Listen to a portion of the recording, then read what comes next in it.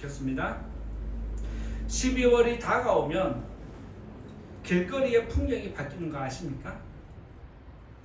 5월달이 다가오면 마찬가지로 길거리의 풍경이 바뀌는 것을 보게 됩니다.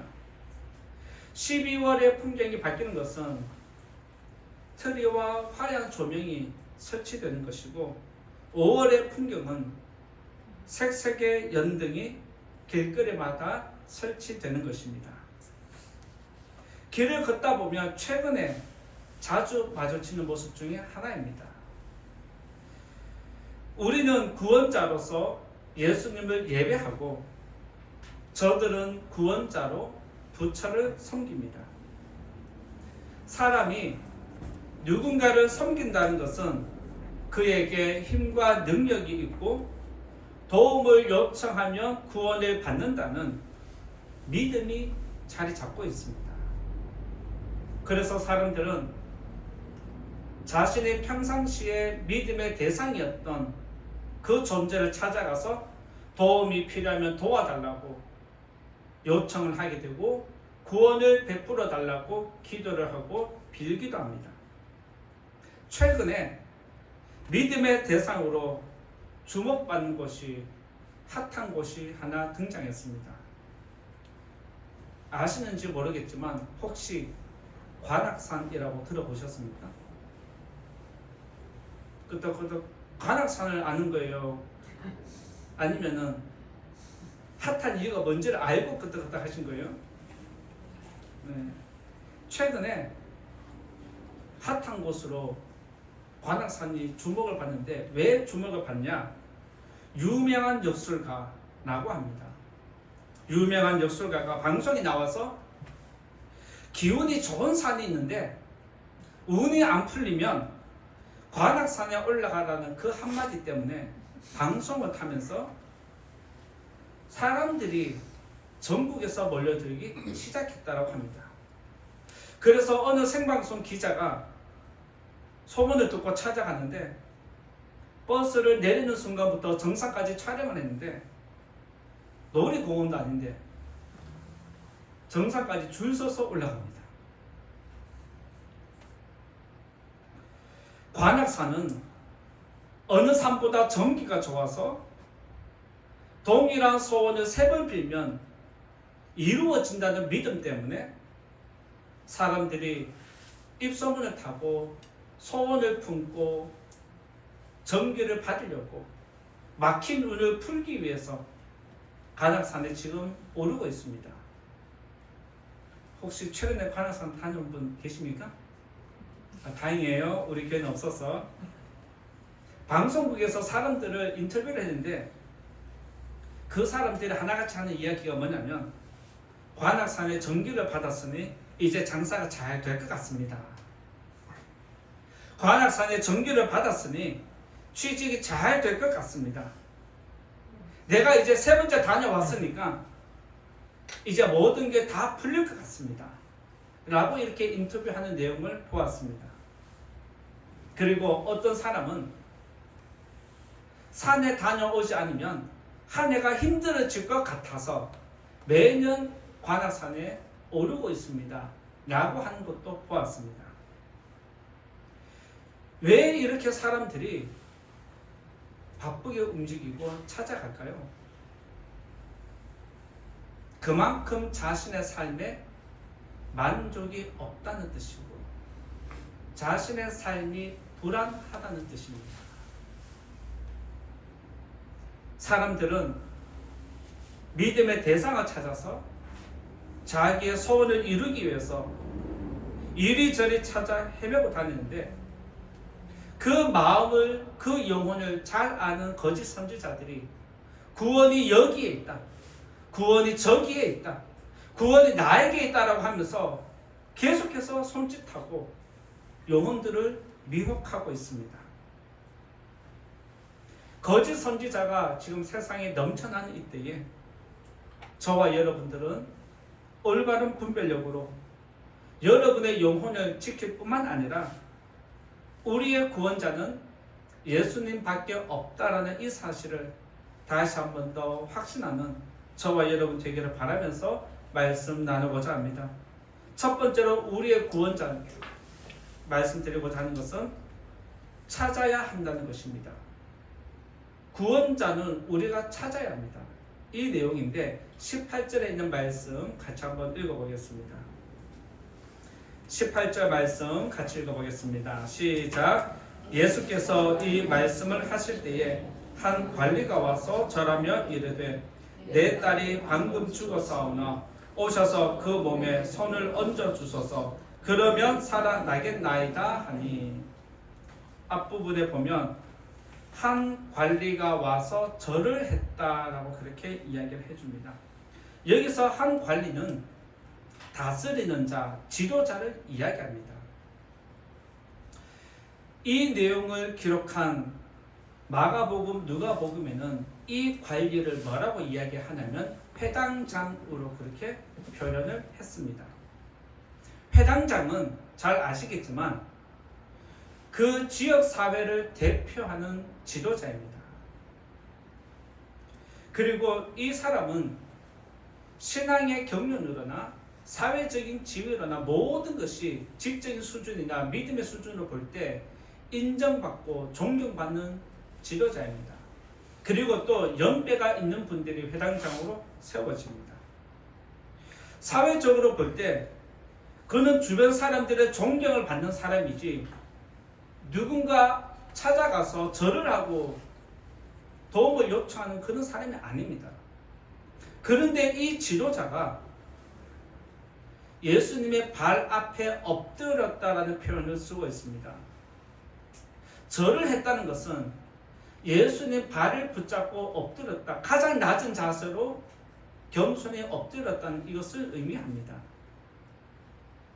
회당장이 이렇게 하는 모습을 지켜보는 백성들 입장에서는 조금 충격을 받는 모습입니다.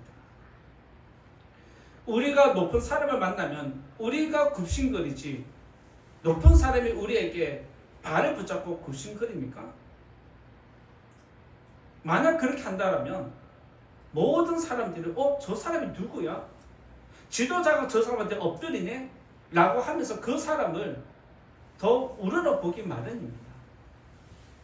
지금 회당장이 그런 모습을 나타냈습니다. 왜 회당장이 일반 백성인데 자기가 지도하고 이끌어야 할 하나의 청년일 뿐인데 그 발 앞에 엎드렸을까요?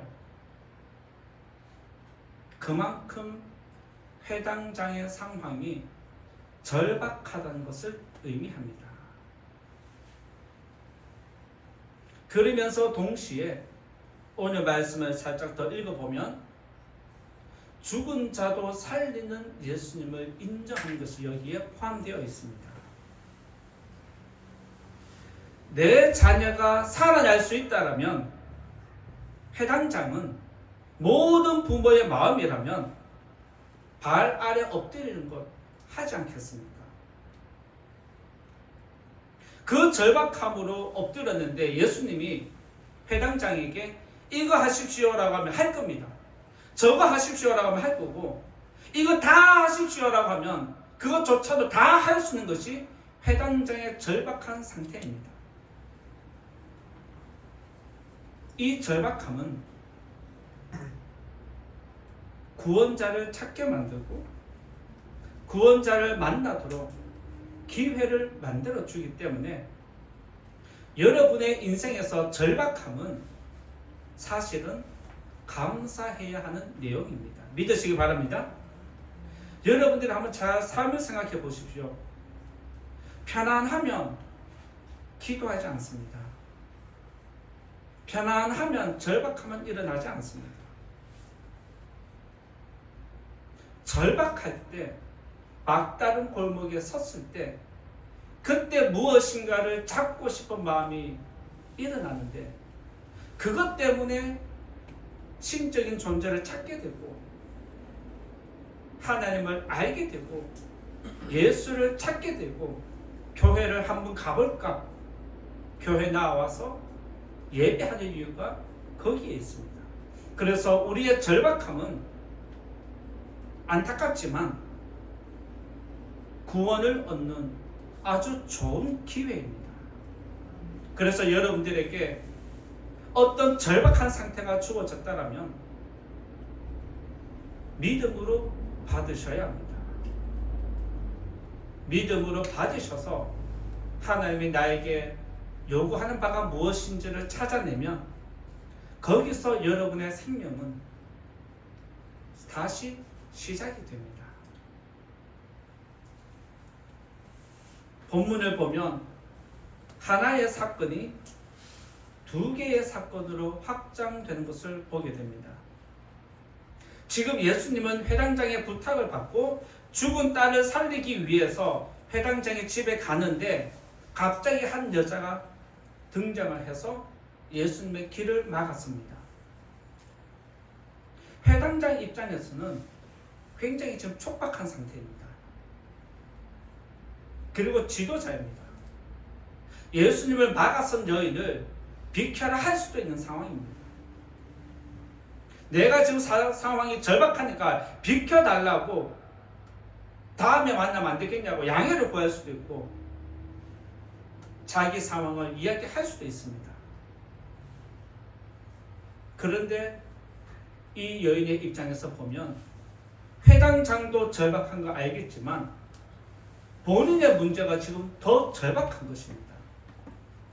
성도님들 가운데서도 절박한 상황들이 있는 분들이 있는데 나는 절박하지만 저 사람은 절박하지 않게 보입니다. 그런데 목회자가 볼 때는 누군가가 볼 때는 저 사람도 절박한데 이 사람도 절박하고 각각이 다 절박한 거예요. 그래서 어느 한 사람도 소홀히 할 수 없는 것이 지도자의 입장입니다. 또 절박한 사람 입장에서는 어떻게든지 이 주어진 기회를 잡고 싶은 것이 사람의 마음입니다. 레위기 15장 7절에 보면 유출병 있는 자의 몸에 접촉하는 사람은 그의 옷을 빨고 물로 몸을 씻을 것이며 저녁까지 부정하다라고 그렇게 이야기를 했습니다. 예수님을 막아선 여인이 누구냐면 지금 유출병이 있는 혈류병의 여인입니다. 말씀에 의하면 율법에 의하면 이 여자가 만지는 모든 것이 뭐가 된다? 부정해진다. 이걸 지금 이야기를 하고 있습니다. 이 사실을 여인이 모를까요? 알까요? 분명히 알고 있습니다. 내가 앉은 자리에 누가 앉으면 부정해주고 내가 만진 거 스쳐가는데도 불구하고 그것을 스쳐가 만진 사람 다 부정해주고 내가 누군가와 악수하면 그 사람도 부정해지는데 알면서도 이 여인은 예수님을 붙잡으려고 하는 절박한 마음이 있습니다. 이 여자는 12년 동안 온갖 수단 방법을 다 사용했지만 병이 낫질 않습니다. 그래서 12년 동안 사람들과 격리된 생활을 해야 했고 사람들과 어울릴 수 없었고 멀리서 지켜볼 수 있는 외로움과 자기와의 싸움을 싸우고 있었습니다. 근데 마침 예수님이 지나간다는 소문을 들었다라고 다른 성경에 보면 기록해 놓았습니다.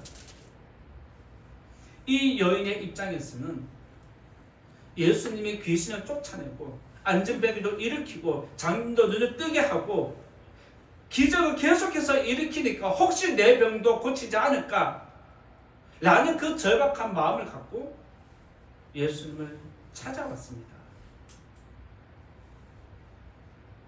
그녀는 내가 만지는 모든 것이 부정해지는 줄 알면서도 예수님을 잡아야 되겠다. 예수님을 만나야 되겠다. 찾아 나선 것을 보게 됩니다. 이 말씀을 기록한 마태가 회당장 사건을 기록하면서 중간에 이 여인의 이야기를 삽입한 이유가 뭘까요? 앞에서 회당장의 이야기로 시작했습니다. 중간에 유출병 여인의 이야기가 갑자기 삽입이 됩니다. 그리고 다시 또 회당장의 사건으로 연결이 되면서 끝이 납니다. 회당장 사건을 마무리 짓고 이 이야기를 해도 되는데 왜 굳이 이 안에 이 사건을 넣었느냐 이 말입니다. 지나가는 길을 그렸으니까 중간에 넣었겠죠 라고 이야기할 수 있습니다. 여기서 마태가 우리에게 의도하고자 하는 게 뭐냐면 여인의 유치병이라는 부정과 예수님의 겉옷이라는 거룩한 능력이 충돌했을 때 인간의 부정과 하나님의 거룩함이 부딪혔을 때 어떤 변화가 일어나는지를 우리에게 알려주는 겁니다. 앞에서 잠깐 말씀드렸지만 부정한 여인이 만지는 모든 것이 뭐가 된다? 부정해진다라고 했습니다. 그러면 여인이 예수님을 만지면 예수님은 하루 종일 뭐가 된다? 부정해진다. 그러면 예수님이 만지는 모든 것은 뭐가 된다? 부정해진다. 계속해서 죄가 전염이 되듯이 나쁜 마음이 전염이 되듯이 나쁜 생각이 전염이 되듯이 여인의 이 부정이 예수님에게 가면 예수님이 만나는 사람, 만지는 모든 것 다 부정해진다. 죄로 물든다는 것을 이야기해 준 겁니다. 그러면 예수님이 사역을 해야 할까요? 멈춰야 할까요? 멈춰야 합니다. 율법에 의하면 이 원리입니다. 그런데 율법에 의하면 부정해지는 것이 사실인데 말씀에 보면 이번엔 다르게 나타납니다. 여인의 부정이 예수님을 부정하게 만들지 않습니다. 오히려 예수님의 거룩함이 여인의 부정함을 깨끗하게 만듭니다. 거룩한 능력으로 사람의 부정함을 회복시켜 가고 덮어버리는 것이 예수님의 거룩한 능력인 것을 우리들에게 이야기를 해줍니다. 여기서 겉옷을 붙잡았다는 것은 겉옷은 그 사람의 신분을 의미합니다. 이 여인이 마태가 여인이 왜 예수님의 겉옷을 잡으려고 했는지를 자세히 기록해 놓은 것은 예수님의 겉옷은 하나님의 신분을 이야기합니다. 거룩한 능력이 그 겉옷에 있다는 것을 이야기하면서 인간의 부정함이 하나님의 거룩을 훼손하는 것이 아니라 오히려 그 거룩에 닿는 모든 것 부정한 것들이 깨끗해진다는 이 원리를 이야기를 해주고 있습니다. 그래서 저와 여러분들이 이 자리에 나와서 도와달라고 죄를 지은 거 용서해달라고 회개하는 것도 그 이름의 능력이 있기 때문에 그렇습니다. 여기서 우리는 예수님을 찾는 사람이 얼마나 복된 것인지 깨달아야 합니다. 이 여인은 혈루병에 걸린 순간부터 그의 삶은 저주가 시작됐습니다. 모든 것을 허비했고 이제는 먹고 살 길이 없고 동량으로만 먹고 사는 것이 여인의 삶이었습니다. 이 고통이 하루 이틀도 아니고 1, 2년도 아니고 마치 12년 동안이나 유지됐다고 생각해 보십시오. 여러분이 하루 한순간에 잘 살다가 갑자기 차악딱지가 들어와서 길거리에 앉는다 생각해 보십시오. 그 정신적인 충격과 상실감은 엄청난 겁니다. 지금 이 여인의 입장이 똑같습니다. 아무리 생각해도 내가 잘못한 거 없는데 왜 이 혈루병에 걸려서 부정한 여인이 되었는가? 자기를 돌아보면 비참할 수밖에 없는 겁니다. 그리고 12년 시간 동안은 소망이 사라지고 절망이 더 깊이 빠져들 시간입니다. 그런데 오늘 말씀을 보면 예수님을 만나는 그 한 번의 사건으로 저주가 끊어지고 부정한 몸이 자유의 몸이 된 것을 우리가 보게 됩니다. 여인은 예수님을 만나면서 인생의 문제가 단번에 해결되었습니다. 마찬가지로 저와 여러분의 인생의 문제도, 영적인 문제도 내가 지금 절박한 상황이 있다면 이쪽 저쪽을 찾아다닐 것이 아니라 예수님을 찾아서 우리의 구원자이신 예수님께 도움을 요청하는 것, 이것이 우리가 사는 길인 줄 믿으시기 바랍니다. 회당장은 죽음의 문제로 예수님을 찾았고, 혈루병 여인은 자신의 인생의 저주를 풀기 위해서 예수님을 찾았습니다. 예수님은 야이로의 회당장의 절박함을 풀기 위해서 가는 중이었고, 여인의 절박함은 그 자리에서 해결해 주셨습니다. 아모스 5장 4절에 보면 이런 말씀이 있습니다. 아모스 5장 4절에 보면 너희는 나를 찾으라 그리하면 살리라. 하나님이 이스라엘 백성에게 이 말씀 주셨습니다. 너희는 나를 찾으라 그리하면 살리라. 이 말씀 믿으시기 바랍니다. 여러분이 구원이 필요하면, 도움이 필요하면 다른 데 갈 것이 아니라 예수님을 찾는 것입니다. 이 말씀을 기억하고 힘들 때마다, 절박한 상황에 놓였을 때 꼭 예수님을 찾으시고 만나는 은혜가 있기를 예수님 이름으로 축복합니다. 두 번째로 말씀드리고자 하는 것은 우리의 구원자는 두 번째로 구해야 한다는 내용입니다. 두 번째는 구해야 한다는 내용인데 18절 말씀 같이 또 한번 읽어보겠습니다. 18절 같이 읽어보겠습니다. 시작. 예수께서 이 말씀을 하실 때에 한 관리가 와서 전하며 이르되 내 딸이 방금 죽었사오나 오셔서 그 몸에 손을 얹어 주소서 그러면 살겠나이다 하니, 이 사건을 보면 지금 내 딸이 죽었는데 오셔서 그 몸에 손을 얹어주면 내 딸이 살 것입니다 라고 이야기를 하는 게 아버지의 마음이죠. 그런데 이 사건을 다른 데서 기록한 누가복음에 보면 딸이 죽어가고 있다라고 하면서 예수님에게 도움을 요청한 것이 있습니다.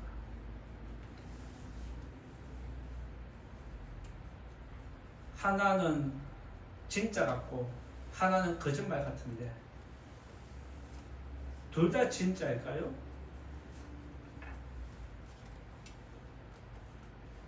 지금 야이로는, 회당장은 내 딸이 죽었습니다, 오셔서 손을 얹어서 기도해 주면 살 것 같습니다 라고 했고, 이 사건을 동일하게 기록한 누가복음에는 내 딸이 지금 죽어가고 있는데 오셔서 기도해 주십시오, 도움을 요청했습니다. 누가 거짓말한 것일까요? 이것은 거짓말한 것이 아니라 마태는 죽은 자도 살리는 것이 예수님의 능력이다, 이것을 강조하는 것입니다. 그러면서 동시에 회당장의 믿음을 높여주는 것을 보게 됩니다. 내 딸이 죽어가고 있는데 도와주십시오 보다 내 딸이 죽었는데 기도해주면 살 것 같습니다, 어느 게 믿음이 커 보입니까? 당연하죠. 내 딸이 죽었는데 손을 얹어주면 살 것입니다 라고 확신을 가지고 이야기하는 게 더 믿음이 커 보이는 겁니다. 야이로의 믿음을 마태가 지금 인정해 주는 것을 보는 겁니다. 엘리야가 사르밧 과부의 아들을 살리고 엘리사가 수넴 여인의 아들을 살린 것처럼 예수님도 죽은 자를 살리는 능력이 있다는 것, 이것을 지금 드러내고 싶은 겁니다. 알리고 싶은 것이 마태의 마음입니다. 그리고 그런 능력이 예수님에게 있다고 믿는 것이 회당장의 믿음이었습니다.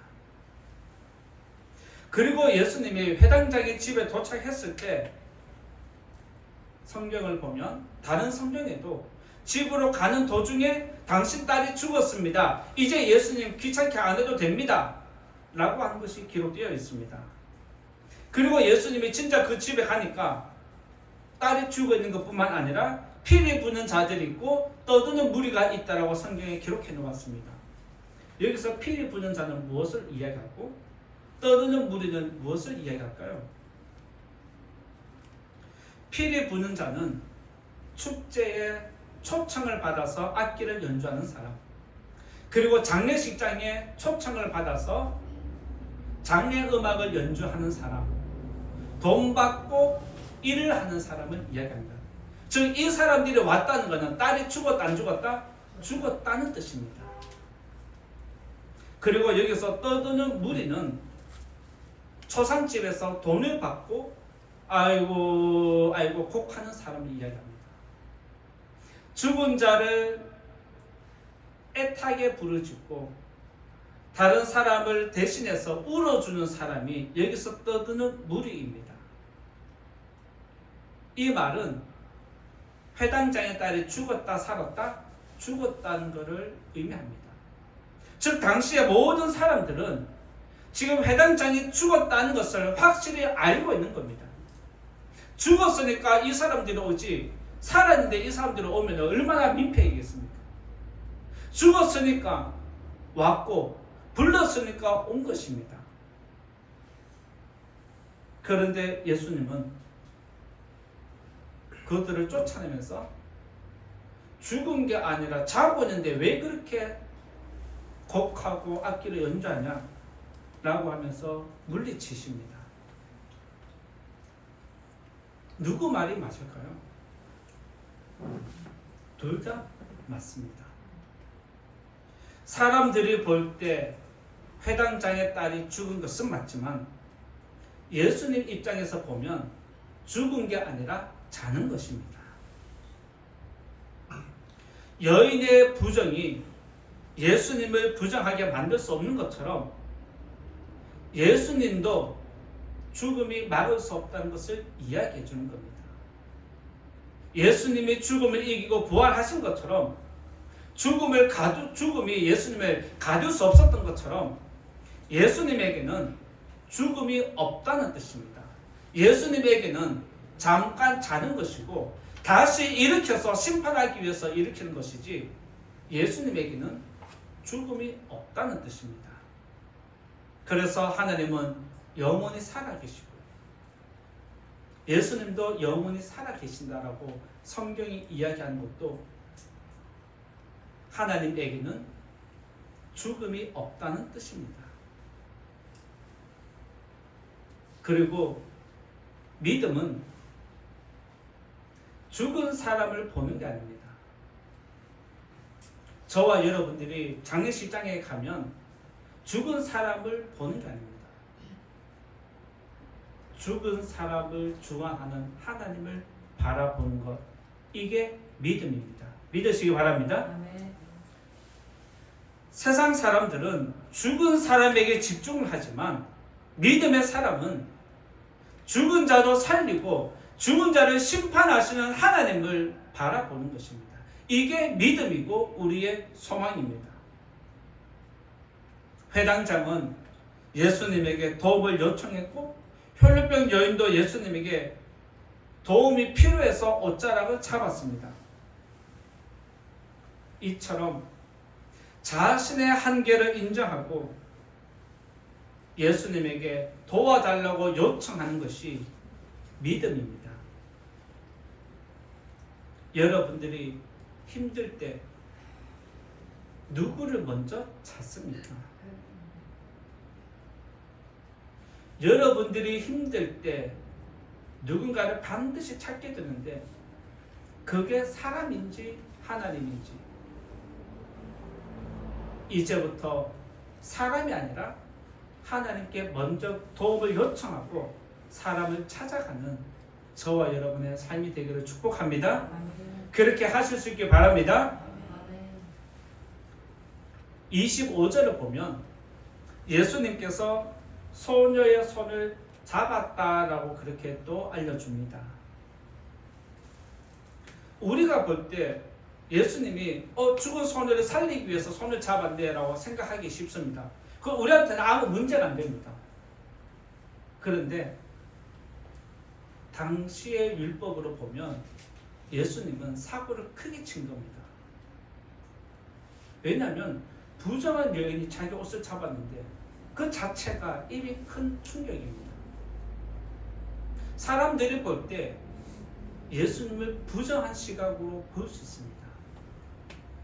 그런데 또 예수님이 죽은 소녀의 손을 잡았습니다. 레위기에 보면 사체를 만지는 사람은 다 하루 종일 저녁까지 부정해진다라고 이야기를 했습니다. 즉 이스라엘 사람들은 장례를 집례하는 사람 외에는 시체를 만지지 않습니다. 그런데 예수님이 죽은 소녀를 잡았습니다. 율법으로 보면 또 큰 사건을 일으킨 겁니다. 그런데 예수님이 소녀의 손을 잡을 때 죽음이 사라지고 생명의 기운이 들어간 것을 보게 됩니다. 저와 여러분이 부정한 것 만지면 우리가 부정해지지만 저와 여러분이 죄에 물들면 우리의 생각이 죄에 물들어 버리지만 하나님의 거룩한 능력이 하나님의 말씀이 우리에게 들어오면 우리의 부정한 것이 맑아지고 정결해지고 새로워지는 것 믿으시기 바랍니다. 이게 하나님의 능력입니다. 혈루병 여인이 예수님을 부정하게 만들지 못한 것처럼 소녀의 부정도 예수님을 부정하게 만들지 못했다는 사실입니다.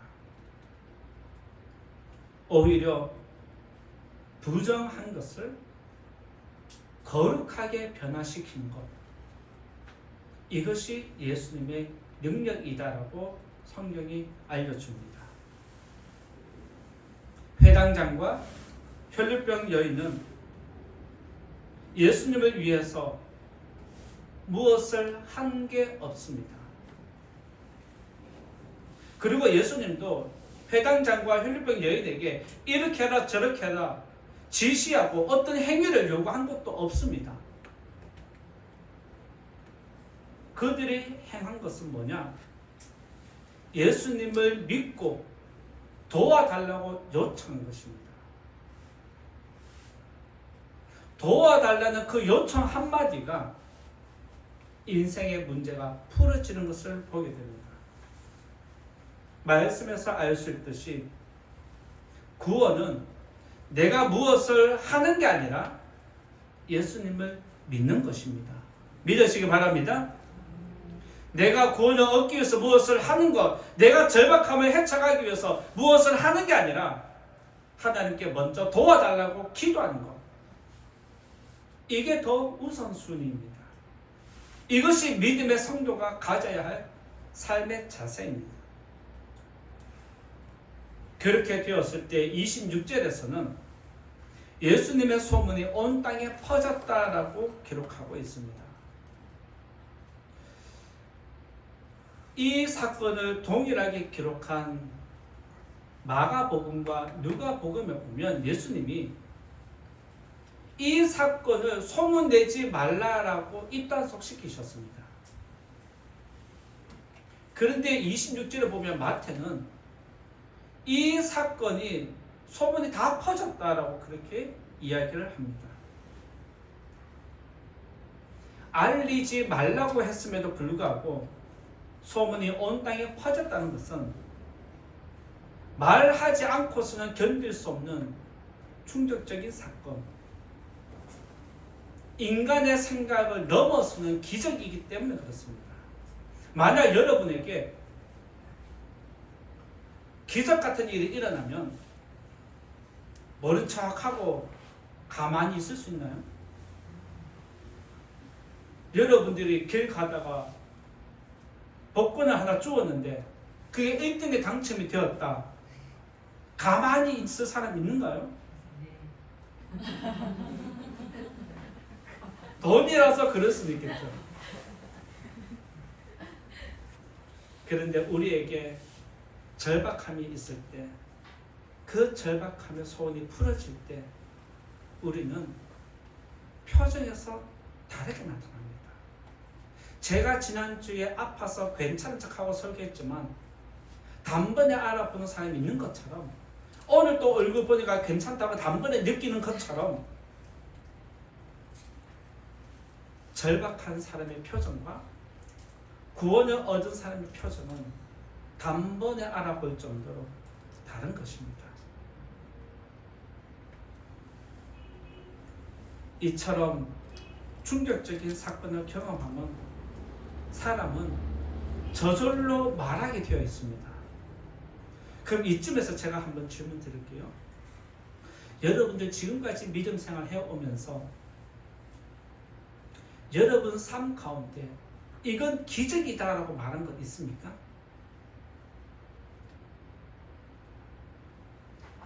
다 없는 것 같아요. 그러면 이제부터 기적 좀 이렇게 달라고 기도하십시오. 여러분 삶 속에서 분명히 기적과 같은 일들이 있었을 텐데 그것을 지금까지 자랑한 적 있습니까? 내가 받은 은혜가 있을 텐데 그 받은 은혜를 누군가에게 자랑한 적 있습니까? 세상에서 잘 먹고 잘 사는 것은 저절로 자랑하는데 하나님이 우리에게 베풀어 준 기적과 은혜는 입을 딱 닫는 경우가 참 많이 있습니다. 그러면서 하는 이야기가 마치 내 자랑하는 것처럼 생각해서 입 다문다라고 하는데, 자기 자랑은 다 하면서 은혜 받은 것은 자기 자랑처럼 생각해서 입 다문다? 말이 안 맞습니다. 여러분이 받은 은혜, 여러분의 절박한 상황에서 구원받은 것, 그것을 여러분의 옆 사람에게 하나하나 이야기해주면 여러분의 말과 표정을 보면 진짜인지 가짜인지 상대방이 다 압니다.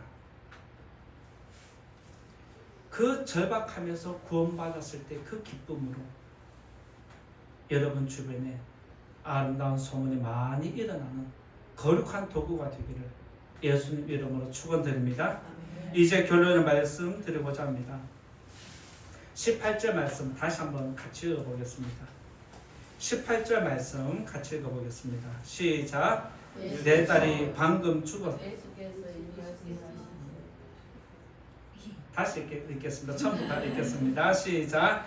예수께서 이 말씀을 하실 때에 한 관리가 와서 절하며 이르되 내 딸이 방금 죽었사오나 오셔서 그 몸에 손을 얹어 주소서. 그러면 살아나겠나이다 하니. 제 원고에는 엑기스만 강조하고 싶으면 들어가서 그렇습니다. 말씀에 보면 내 딸이 방금 죽었사오나 오셔서 그 몸에 손을 얹으면 살겠습니다. 이 절박함으로, 이 믿음으로 해당 장은 예수님을 찾았습니다. 그리고 21절도 한번 읽어볼까요? 21절 말씀 같이 읽어보겠습니다. 시작. 이는 제 마음에 그 겉옷만 만져도 구원을 받겠다 하니라. 혈루병 여인의 믿음이 뭐냐? 겉옷만 만져도 낫겠다는, 구원을 받겠다는 믿음이 있었습니다. 결국에는 구원은 믿음으로 이루어지는 겁니다. 두 사람의 소망은 절박하면서 시작됐습니다. 그리고 예수님에게 소망을 두었고 그 절박한 마음으로 예수님을 찾았고 도움을 요청했습니다. 그리고 예수님은 두 사람의 절박한 마음을 외면하지 않았습니다. 그들이 해결할 수 없는 인생의 문제를, 내가 해결할 수 없는 인생의 문제를 예수님은 해결해 주십니다. 믿으시기 바랍니다. 내 인생의 문제가 막혔을 때 관악산에 찾지 말고 예수님을 찾는 성도님 되시기 바랍니다. 아멘. 우리의 구원은 기도에서 시작되고 기적은 믿음에서 시작됩니다. 우리의 구원자는 예수님밖에 없다. 이 사실을 믿으시고 한번 도전해 보십시오. 진짜 그런지 안 그런지 여러분 스스로가 한번 확인하시면 됩니다. 사람들이 관악산에 줄을 서서 올라간 이유가 뭡니까? 확인하기 위해서 가는 겁니다.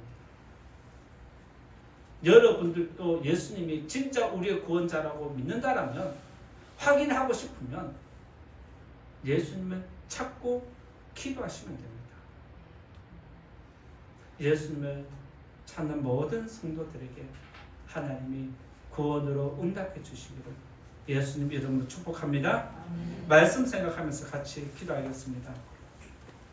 우리 인생의 문제, 절박함은 예수님이 해결해 줄 수 있습니다.